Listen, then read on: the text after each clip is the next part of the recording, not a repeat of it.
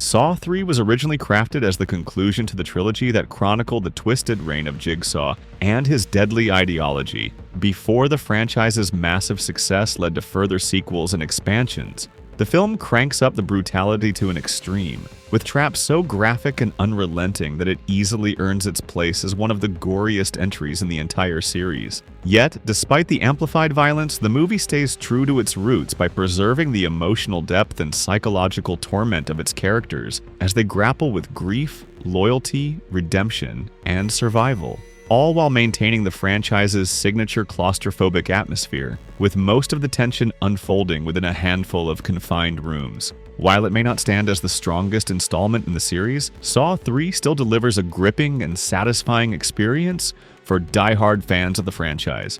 In this video, we're diving into the maze of secrets and shocking details that make the film more than just a gore fest. From scrapped versions of the traps to deleted scenes and plot twists, we're leaving no stone unturned. So, without further ado, let's dive in.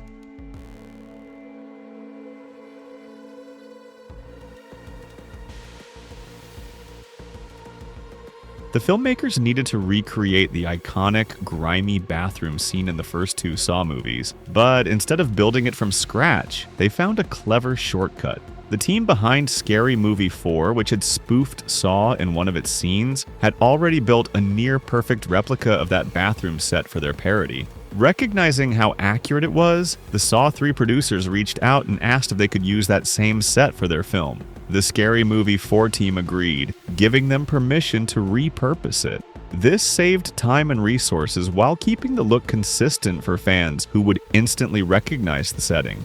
It's a rare case where a parody helped the original franchise stay visually true to its roots. According to producer Daniel Hefner, the film was sent to the MPAA ratings board 7 times before obtaining the R rating, receiving the NC-17 rating every previous time. One of the most intense and graphic moments is the scene where Jigsaw undergoes brain surgery while still alive. Surprisingly, this scene was left completely untouched by the MPAA, even though it was extremely detailed and bloody. The filmmakers managed to keep it in by explaining that the surgery was shown in a realistic, clinical way, similar to what viewers might see in a medical documentary on television. Because it wasn't exaggerated for shock value, the MPAA agreed it didn't need to be censored. This allowed the scene to stay in the movie exactly as it was filmed, making it one of the most memorable and unsettling parts of the film. The scene was created using a mix of practical effects and clever filmmaking to make it look disturbingly real. The production team used prosthetics and fake blood to simulate the open skull and exposed brain. Actress Bahar Sumek, who played Lynn, had to perform the scene with realistic surgical tools, including a cranial drill and a surgical saw drill. During the scene, prop master Jim Murray had to hold Bahar's arm still for the close-up shots because she was unable to steady herself and keep the tool under control. The scene was filmed to appear medically plausible, even though it lacked proper equipment and sterile conditions, which added to the horror. Interestingly, the script includes a line where Amanda asks if Lynn is using general anesthesia, and Lynn replies that the patient needs to be awake. This reflects a real medical practice where some brain surgeries are done with the patient conscious to monitor brain function. The filmmakers continued the tradition from the last movie by keeping the full story a secret from most of the cast. Only the actors who were part of the final scene were given the complete script, while the rest received only the parts that involved their characters. This was done to prevent spoilers and keep the shocking ending a surprise, even for the people working on the film. By limiting who knew the full plot, the creators made sure that the twist stayed hidden until the very end, helping preserve the suspense and mystery that fans expect from the Saw franchise. Although the infamous pig vat trap looks like it involves dozens of rotting pig carcasses, only 4 prosthetic pigs were actually used. These fake pigs were made from foam, rubber, and latex, but to make the scene more disturbing, they were filled with real, disinfected live maggots. Prop master Jim Murray even coated the pigs with honey to help the maggots stick for close-up shots, as requested by director Darren Lynn Bousman. Actor Tobin Bell said that this was his favorite trap in the entire series. Before settling on the final version, the creators explored two other ideas. One where Judge Halden was lowered into a meat grinder, while Jeff had to dive into a soup of ground-up pigs to retrieve a key, and another where Jeff simply stepped into the silo to save the judge without burning his son's belongings. Writer Lee Wannell explained that the final version was chosen because diving into pig guts felt more like a gross-out challenge from Fear Factor, while burning his son's possessions added a deeper emotional layer to Jeff's test by having him struggle with an emotional conflict rather than a physical one. When designing the freezer room trap, the filmmakers explored several versions before deciding on the final one. At first, the victim was going to be a male police officer, but they changed course and chose a female witness instead, aiming to shift the emotional tone and dynamic of the scene. They also debated how the character, Danica, should be dressed. Originally, she was supposed to wear a t-shirt and panties, but they realized that once she was sprayed with freezing water, the wet shirt would cling to her body and unintentionally sexualize the scene. To avoid that, they made the decision to have her appear completely naked, which they felt was more fitting for the horror and vulnerability of the moment. Additionally, Deborah McCabe, who played Danica, wore a merkin while filming the scene to preserve some modesty, believe it or not. For the frozen corpse of Danica, the special effects team had to work around strict safety rules that prevent a full body cast from being made while the person is inside it, because it could be dangerous or even suffocating. To solve this, they created two separate casts of McCabe, one of the front half of her body and one of the back. These casts were then used to build two matching pieces of the frozen body prop, one for filming scenes that showed the front of Danica, and another for shots from behind. This clever approach allowed the filmmakers to create a realistic frozen effect while keeping the actress safe and comfortable during the process. Producers Mark Berg and Oren Cools originally planned for Detective Carey to be killed in a trap that would pull her limbs apart in different directions, a brutal concept that matched the franchise's signature style. However, during development, they came up with a more visually striking and symbolic idea, the Angel Trap. In this version, Carrie is suspended with metal rods hooked into her rib cage, and when the trap activates, it spreads her ribs open like wings, creating a horrifying image. The limb-pulling device, however, wasn't scrapped entirely. It was saved and later used in Saw 4, where it became one of that film's standout traps. When developing the classroom trap, the filmmakers explored several gruesome versions before landing on the final design. One early idea had Troy, the victim, suspended in midair by large meat hooks, but they scrapped it because it would have made the escape physically impossible and less suspenseful. Instead, they chose to keep Troy standing, allowing him the chance to rip the chains out of his body, which added more tension and urgency to the scene. Another version went even further with the horror, imagining hooks pierce through his eyelids, fingernails, and teeth. And although this version wasn't used in the film, it inspired two of the movie's promotional posters, one showing a mouth with several missing teeth, and another featuring 3 teeth hanging from wires. These visuals teased the brutality of the trap and gave fans a chilling glimpse of what might have been. When designing the rack trap, the filmmakers explored several brutal concepts before choosing the final version. One early idea had Timothy strapped to a table that would fold on hinges, bending his body in half and snapping his spine, a painful concept that had also been considered for Detective Stephen Sink's trap in an earlier film. They later reimagined the setup into a cross-shaped device that still used hinges to break Timothy's body. Eventually, they decided it would be more horrifying and visually intense if each of Timothy's limbs were twisted one by one, leading to the iconic version of the rack seen in the movie. This change added more suspense and gave the character a slim chance to be saved, making the scene even more emotionally charged and memorable. Director Darren Lynn Bousman revealed that this movie was approved for production almost immediately after Saw 2 opened at number 1 at the box office, so fast that he barely had time to process the success before diving into the next film. The production moved quickly and was completed in just 32 days, keeping up the franchise's fast-paced schedule. And like the first two movies, Saw 3 was filmed entirely inside a single large warehouse complex in Toronto, which was transformed into multiple grim and gritty sets. This approach helped maintain the series' signature claustrophobic atmosphere, while also saving time and money by keeping everything in one location.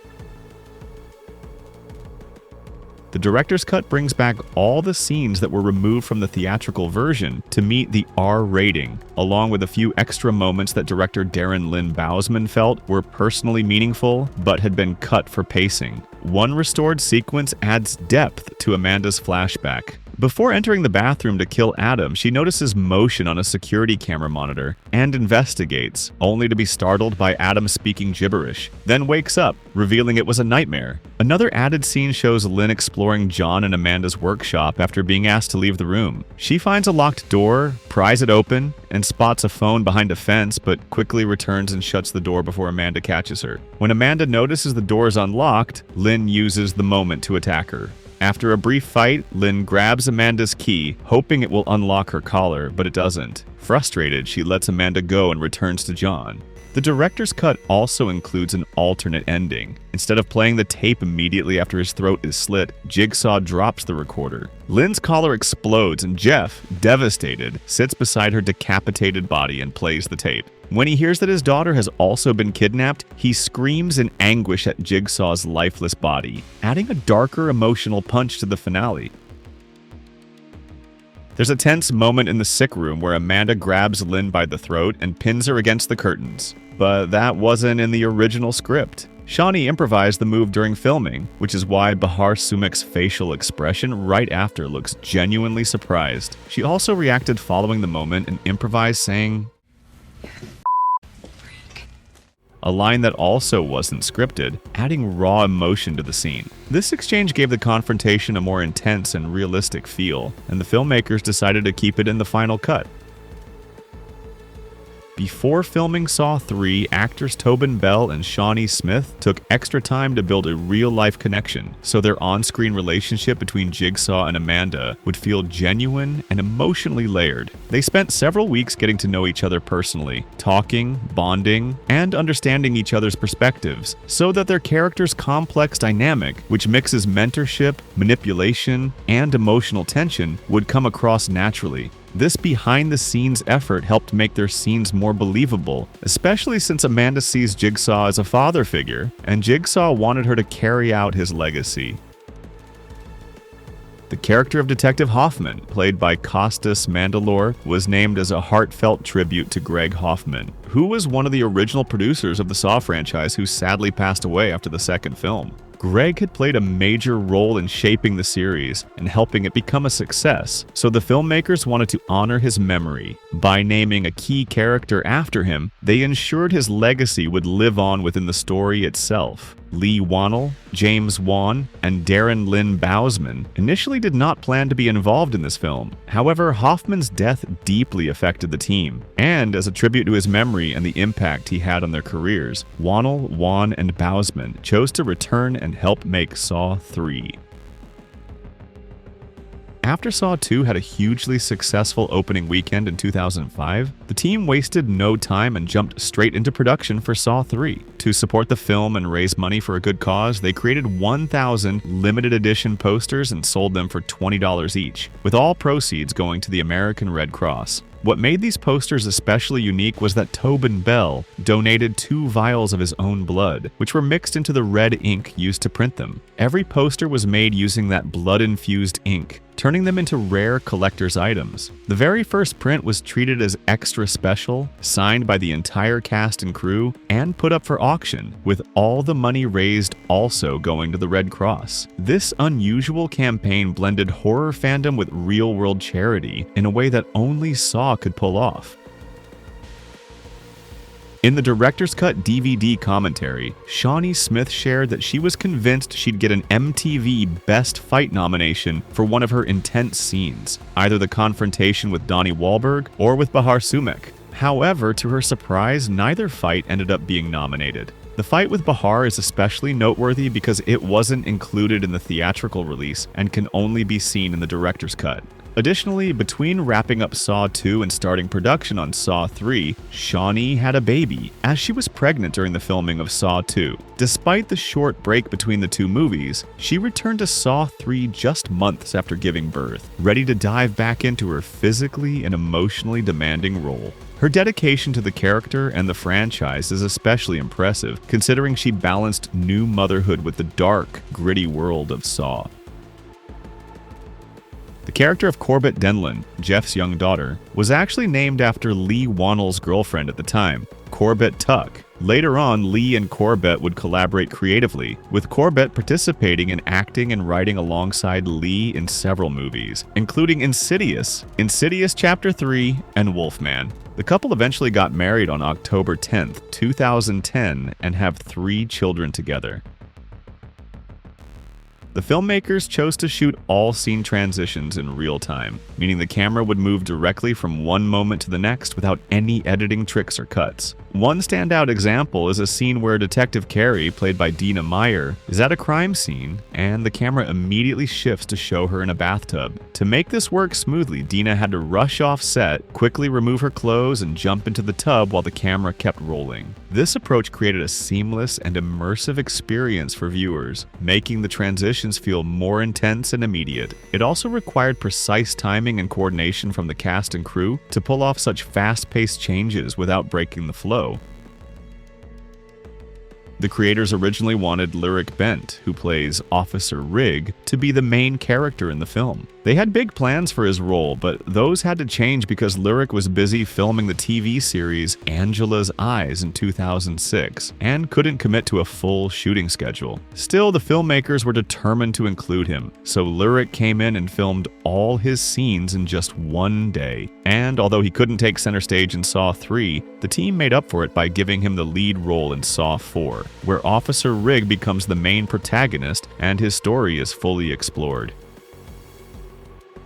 To keep his return in Saw 3 a complete surprise, Donnie Wahlberg, who played Detective Eric Matthews, went out of his way to convince fans and the media that he wouldn't be in the film. He even issued an official press release stating he wasn't involved, helping to throw people off and protect the twist. This was all part of a deliberate plan by the filmmakers to make his unexpected appearance more shocking and memorable. When he finally shows up in the movie, trapped and broken, it adds a powerful jolt to the story, especially since audiences have been led to believe his character was gone for good.